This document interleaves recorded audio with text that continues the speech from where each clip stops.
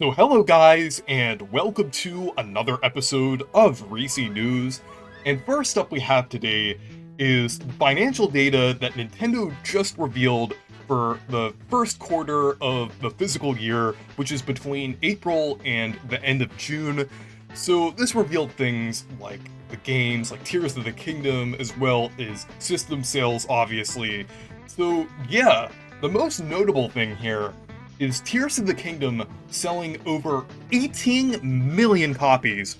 I was expecting this game to sell pretty well, like at least 10 million, maybe 15 million, but 18 million, that is pretty surprising even for this game in that short amount of time.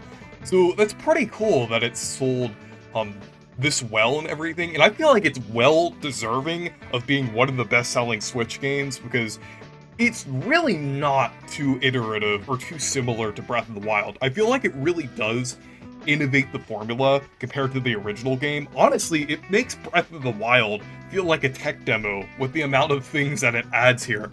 Like the Depths is a completely new map about the same size as Hyrule. The sky is also very fun to explore. The new mechanics with Ultra Hand and Fuse are really fun to use.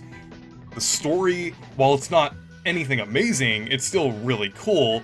But yeah, Tears of the Kingdom, I feel like it's definitely well deserving of selling over 18 million copies, and I hope it continues to sell pretty well. I'm not sure if it will top Breath of the Wild, since Breath of the Wild basically had like a 6-year head start, and Tears of the Kingdom seems to be kind of towards the end of the life cycle for the Switch, unless Tears of the Kingdom does get like some kind of like 4K patch or like slight upgrade on whatever console Nintendo's doing next. I feel like that could partially boost the sales of Tears of the Kingdom and kind of bring out the sales a little more for this game. But yeah, I think it's pretty well deserving that it's selling this well. But yeah, so some other sales and everything that I'm kind of happy about is Super Mario Odyssey. It's back in the top 5. For a while, it was actually outsold by Pokemon Sword and Shield, which I thought was pretty disappointing. Since Sword and Shield, it's pretty underwhelming. Like, let's be completely honest. I don't think it's a terrible game, but it really, even though it's a Pokemon game and it makes sense that it was selling extremely well, I was kind of disappointed that it was overshadowing Super Mario Odyssey, which is just a very well-made game and one of the best games on the Switch. Still my favorite Switch game, in my opinion, up there with Tears of the Kingdom. So yeah, I'm glad that Super Mario Odyssey is still selling pretty well. I hope we get a sequel to it at some point, maybe as a launch title for the next console. I think that would work pretty well. I'm not too sure about that, maybe they'll move on from Super Mario Odyssey, but since it's selling really well, I think it would make sense to do like a sequel to it. I'm not exactly like as similar to the first game as Galaxy 2 was, maybe something a little different, like maybe they could focus on time travel or something. But yeah, since Odyssey is selling well, I'd like to see more from that formula. And yeah, unfortunately Scarlet and Violet is also selling pretty well. I mean, it's obvious, but yeah, of course Nintendo and Game Freak's gonna get away with selling a very unpolished, half-baked game once again, since it sold over 22 million copies. Like, again, I completely expected it to sell that well, but yeah, I hope the next game has a few more years to bake in the oven and everything. I really don't want to see another Pokemon game until late 2025 at the earliest. But yeah, and then another mainline game until like maybe 2027 or 2028 or something like that. I feel like that's the amount of time it will take to make a decent open world Pokemon game. If not pretty good, because it definitely needs a lot of time. And then finally, Mario Kart 8 Deluxe. Of course, that's selling pretty well. 55 million. But yeah, I was expecting it to get a little boost from the booster course pass and everything. And yeah, I was kind of wrong about my assumption that Nintendo would be focusing on a new game quite a while ago, because I know a lot of people were saying it's selling so well, but they could never, well, they don't have to make another Mario Kart game again.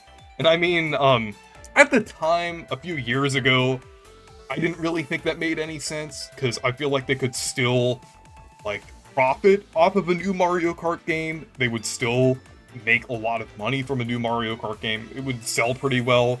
But yeah, looking back, I think the DLC makes a lot of sense, and the fact that they are putting more effort into it with these later waves now and actually adding characters to it, definitely kind of makes up for the wait for the next big home console Mario Kart game. I think it would be nice, like once the next Nintendo console gets a more significant graphical boost, I think that would kind of make more sense to make another Mario Kart game on the next console. And so yeah, so finally with sales, we got information about like the Nintendo Switch and everything with the hardware itself, and it sold 129 million like units and everything. So yeah, definitely slowly catching up with the DS and everything, which is at 154 million. So it's only 25 million units behind the DS and everything. So yeah, definitely one of the best selling Nintendo consoles. It has been for quite a while now. So yeah, that's the information that I saw about Nintendo's financial data. They definitely did pretty well during the first quarter of the fiscal year and everything, especially due to Tears of the Kingdom and the Mario movie. So yeah, it's good that they are kind of keeping up with the pace of like genuinely good games and everything. Um, since I know for a little while they were in kind of a slump with some of the games that were releasing, like Nintendo Switch Sports and Battle League and everything. Even though there were some great games in 2022, I'm glad that they are kind of being more consistently good this year. But yeah, we'll have to see. So finally, another interesting thing that Nintendo did was actually restore the online play for Splatoon and the original version of Mario Kart 8 on the Wii U. So yeah, back in March of this year, Nintendo temporarily suspended online play for both of these games, and a lot of people, myself included, thought that they weren't really gonna put these back online due to the fact that they already pulled the plug for uploading levels on Mario Maker. So I was pleasantly surprised to see Nintendo actually announce that these games will be back online and everything. And as of today, on August 3rd and everything, or at least when I'm recording this, they should be back online now, and you have to download an update for them and everything. So yeah, I think it's pretty cool that they're actually keeping these games online. And maybe they're just doing this or keeping these games online because it doesn't really take up that much server space, and enough people are still using it to where they don't really have to shut it down, or they hear that enough people are interested in playing these Wii U games online and everything. So that's very good to hear. Even though it really is unfortunate that they pulled the plug on the eShop, they really shouldn't have done that. If they are keeping these Wii U games online, they should, at the very least, still keep the eShop online and everything. Honestly, I would have preferred if they kept the eShop online, but shut down the online play for these games. I know, on one hand, it would have been disappointing if you couldn't play these games online, but at least you would have still been able to, like, download or buy games and everything like that.